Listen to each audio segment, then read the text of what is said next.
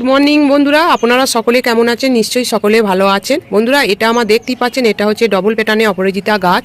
গাছটা দেখলেই বোঝা যাচ্ছে কীরকম সবুজ সতেজ এবং বৃদ্ধিও দেখুন কীরকম ডগগুলো ছাড়তে আরম্ভ হয়েছে, আর প্রচুর পরিমাণে ফুলও ফুটে আছে। আপনারাও নিশ্চয়ই এরকম আমার মতন অপরাজিতা গাছ বসিয়েছেন, সেই গাছের ঠিক মতন ফুল হচ্ছে না বা ঠিক মতন বৃদ্ধি হচ্ছে না বা গাছের পাতা হলুদ হয়ে যাচ্ছে। তা আজকে আমি যে টিপসটা ব্যবহার করে এই রকম উপকার পেয়েছি সেটা হচ্ছে আমার কাছে আছে। এই দেখুন বন্ধুরা, এটা হচ্ছে পেঁয়াজ রসুনের খোসা। এটা আমি 24 ঘন্টা ভিজিয়ে রেখে দিয়েছি।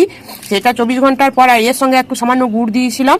তারপরে আমি এখানে কিছুটা জল নিয়ে কিছুটা পরিমাণ এই লিকুইডটা দিয়ে আমি এটা এই গাছে প্রয়োগ করছি। সপ্তাহে এটা আমি প্রয়োগ করি, সপ্তাহে একদিন। আপনারাও করতে পারেন এইরকম আমার মতন। আপনারা এরকম গাছ ভর্তি ফুল পাবেন এবং গাছটা সবুজ থাকবে, সতেজ থাকবে।